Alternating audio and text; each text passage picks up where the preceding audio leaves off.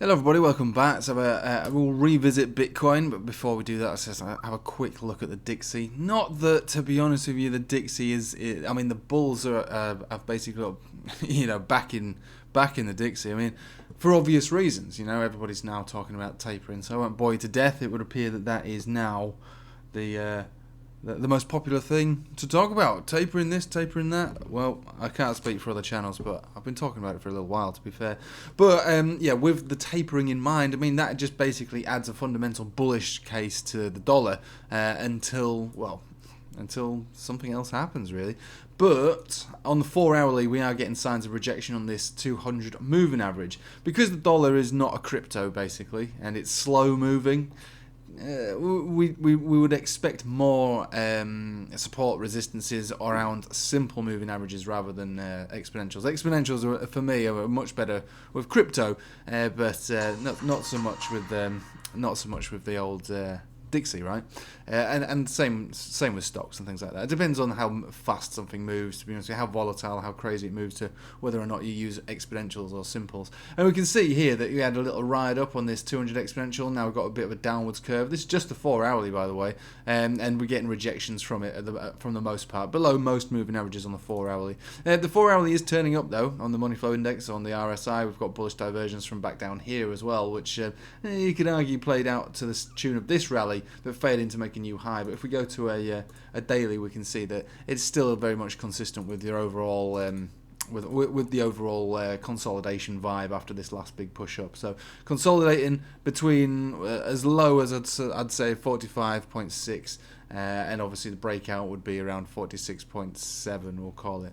And obviously the main area to target would be 97.1 and beyond. This could continue to go up significantly. If it breaks out from here, it would go right up to basically the peak prior to the pandemic, really, which is, I suppose, the sort of area that the Fed would probably like to see it. And then it'll take on a new life of its own at that stage. It doesn't have to go up from there. If it did, it would be a real big problem. In fact, that would be a bad call from the old Fed.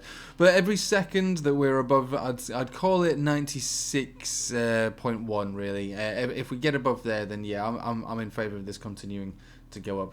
Not that our formation is really going to do it much justice, but we do have a consolidation vibe, and this takes us up to 96.5, which again, if we go back down to the 4-hourly, that had a bit of confluence. It was basically these tops as well. So 96.5 breakout territory for the Dixie.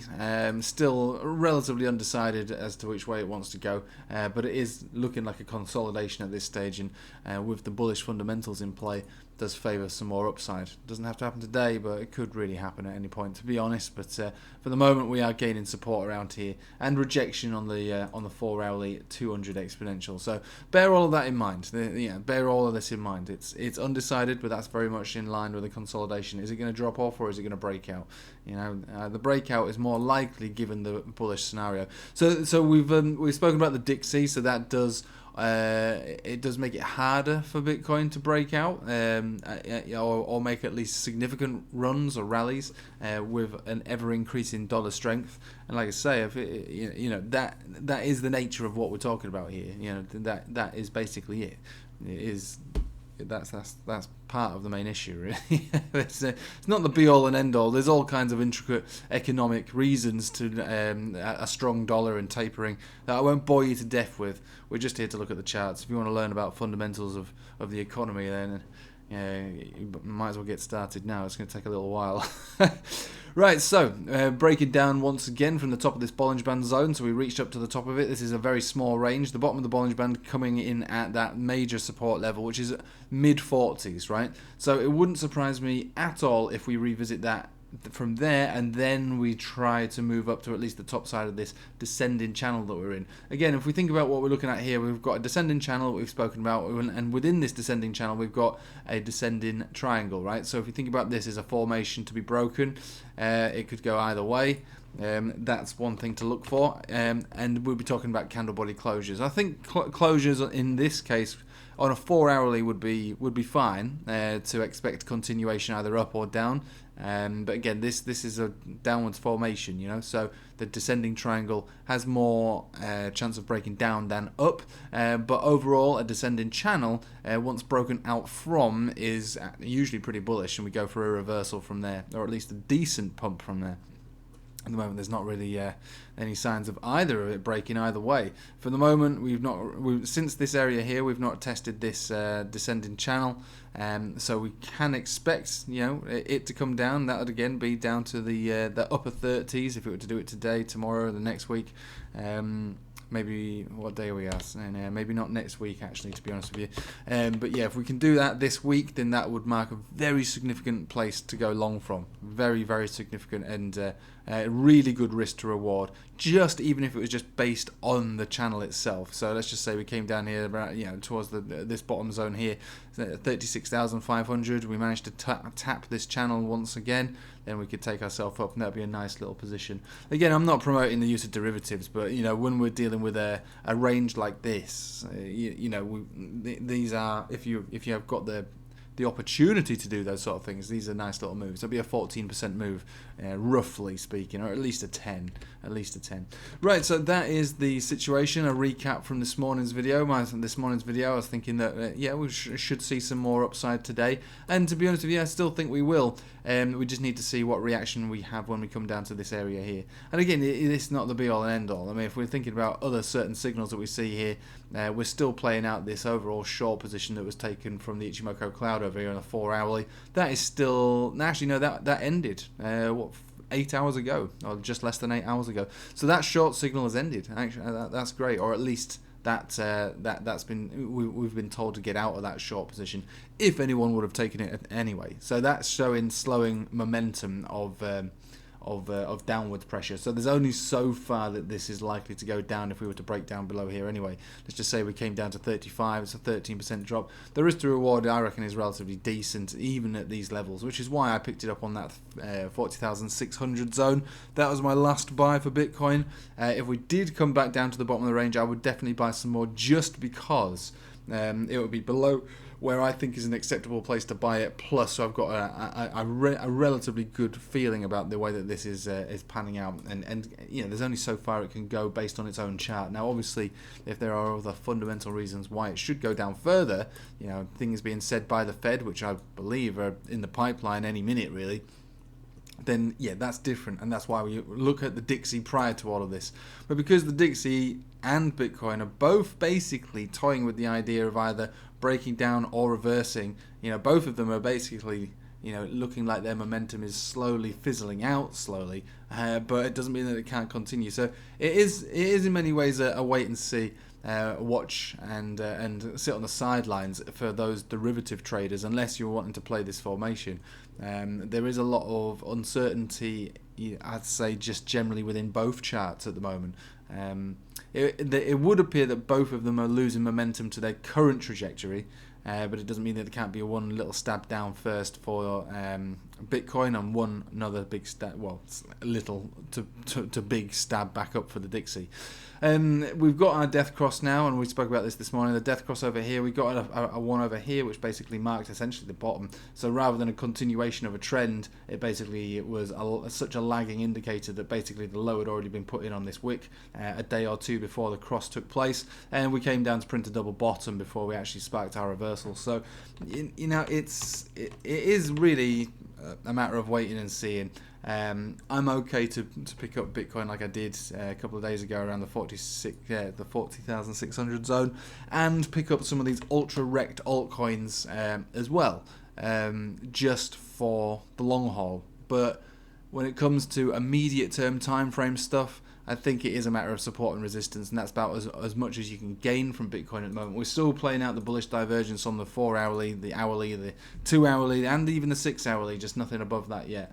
And we would likely get something above that soon, maybe even on the 12-hourly if we could just print a little signal on that. We'll just have a quick check. It is present, but it's pretty pathetic, I have to say. But it is present there, but it doesn't look like it's ready to actually print another drive. But yeah, turning up on the MACD on the 12-hourly as well. Money flow index slowly creeping up as well. So A bounce is likely, and an aggressive bounce is also quite likely, just based on the way that this chart is presenting itself. But it doesn't mean that it'll happen, by the time you finish this video. If it happens on the next leg down, then that's why I'm talking about longing opportunities, and it's not just from low levels. It would be from particular areas based around this descending channel, which in fact I'm just going to straighten up a little bit because it's not exactly correct. It's more along those lines. So yeah, it's not the end of the world, guys. It's looking all right, to be honest. Don't go shooting yourself if it goes down a little bit further and go, oh my god, I thought it was going to go straight up. No. Best thing we can do is think about this as the main area of support. That's roughly 40,000, and if that breaks down, we do have this channel to rebound from that could at least take us to the top of the channel and maybe beyond. I'm bullish still on the reasonable long term. Now, a side note to the entire market, right? For those who haven't been in Bitcoin long, or been in it for about a year or just over a year, after Bitcoin, or as Bitcoin was doing this madness over here, this is probably what people expect of Bitcoin and crypto in general, right? They expect all this craziness, and that for the most part, that's really not what it's like. You do get big moves, but let's just cast our eyes back to the beginning of the bull market, excluding when it literally began in 2019. So this is the bull market beginning, and everybody went crazy. We got this huge parabolic run, and it blew its top off. It literally blew its top off, right? It gave the same exact read on a weekly money flow index as the previous bull market top. So over here, bull market top 2017, the beginning of the bull market, massive overexcitement, explosive blow off top situation, and gone into a consolidation. So let's just exclude that for a moment. We'll go back to the daily, and let's just revisit what a Bitcoin chart normally looks like. Okay, so we've got a period here of consolidation, generally speaking, and a double bottom here. If it wasn't for the March crash because of the virus, generally we're playing in a range of, let's just catch the bottom here to about the top. We're playing in a range of about 60%, and we'll just measure this range out generally for where the majority of this from literally this is the bottom to the top, right? So we'll just measure this out roughly from around here to basically breakout territory around here. So that was over just short of a year, where we basically played within a, it's not sideways, but it's less than 100% range, right? So what's to say that doesn't happen again? What's to say that doesn't happen again? We were still able to make some epic trades, and absolutely mammoth trades throughout that period. This is why TA can be good, because rather than just going straight in on anything and everybody becoming a genius, you actually do have to apply some technical analysis to individual charts, and that really, until recently, was the way that this market was played. Before crypto became, I suppose mainstream, super cool stuff, and everybody wants a little piece of it, and you can't go wrong, blah blah blah. That's generally the market, it's sideways, and so we've been pretty euphoric for a while. I don't think we're going into a bear market, but we could quite easily go into a very boring, for most people anyway, a boring sideways range of less than 100% ups and downs, subject to the overall markets, subject to the dollar, subject to basically a much larger accumulation phase, which could then lead into a much more aggressive phase. And this is good for people like me, because I'm mostly trading in Bitcoin, using Bitcoin as my balance, my trading pair.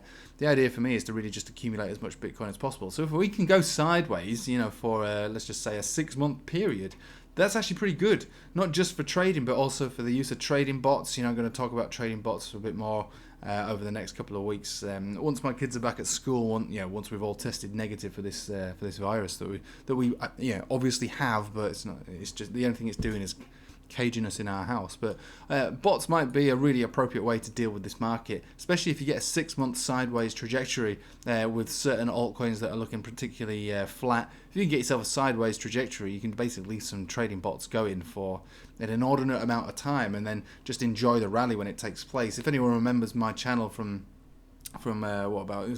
just over a year ago, and I was doing all these trading bots with BNB when BNB was like between $20 and $45.